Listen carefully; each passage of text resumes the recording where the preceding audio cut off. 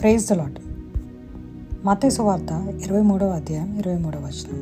అయ్యో వేషధారులైన శాస్త్రులారా, పరిసయ్యులారా, మీరు పుదీనాలోను సోపులోను జీలకర్రలోను 10వ వంతు చెల్లించి ధర్మశాస్త్రంలో ప్రధానమైన విషయములు అనగా న్యాయమును కనికరము విశ్వాసము విడిచిపెట్టితిరి. వాటిని మానక వీటిని చేయవలసి ఉండను. ఆమెన్.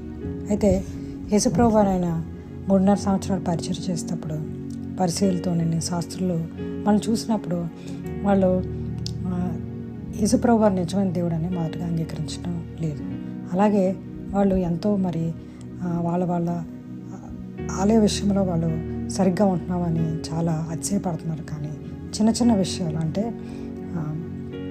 కనికరం చూపించడంలో, విశ్వాసం చూపించడంలో, దయ చూపించడంలో మటుకు వాళ్ళు పక్కవారిని తోటివారిని ఏమాత్రం వాళ్ళు జ్ఞాపకం చేసుకోవట్లేదు. మనం కూడా చాలాసార్లు అలాగే ఉంటాం. మనం చర్చికి వెళ్తున్నాం కదా, మనం మంచి పనులు చేస్తున్నాం, చర్చిలో ఆరాధిస్తున్నాము, వాక్యం చెప్తున్నాము, చర్చిలో కావాల్సినవి అన్నీ మనం ఇస్తున్నాము, 10వ వంతు ఇస్తున్నాము, దశంభాగం ఇస్తున్నాము అన్నీ అనుకుంటాం.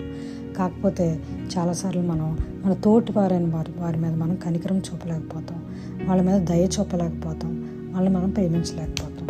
అయితే అమెరికా దేశంలో మార్టిన్ లూథర్ కింగ్ అనే ఒక ఆయన పాస్టర్ గారి లాగా సంఘ కాపరిగా వ్యవహరిస్తూ ఉండేవాడు. అయితే ఆయన ఆ సంఘంలో పనిచేయడమే కాకుండా ఆ సంఘస్థులకి దేవుని గురించి చెప్పడమే కాకుండా ఆయన బయట ప్రభుత్వంతో ఎంతో పోరాడాడు. దేని గురించి అయితే నల్ల జాతికి అక్కడున్న వారందరికీ న్యాయం తీర్చాలి, వాళ్ళు కూడా అందరితో పాటు సమానులే అని ఆయన ఒక హక్కుని తీసుకొచ్చాడు.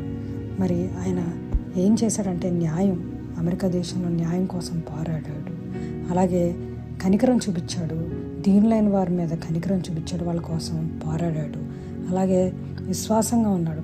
చర్చిలో దేవుని పట్ల మనం ఎంతో విశ్వాసంగా ఉంటాం. అంతేకాకుండా తన తోటి వారైన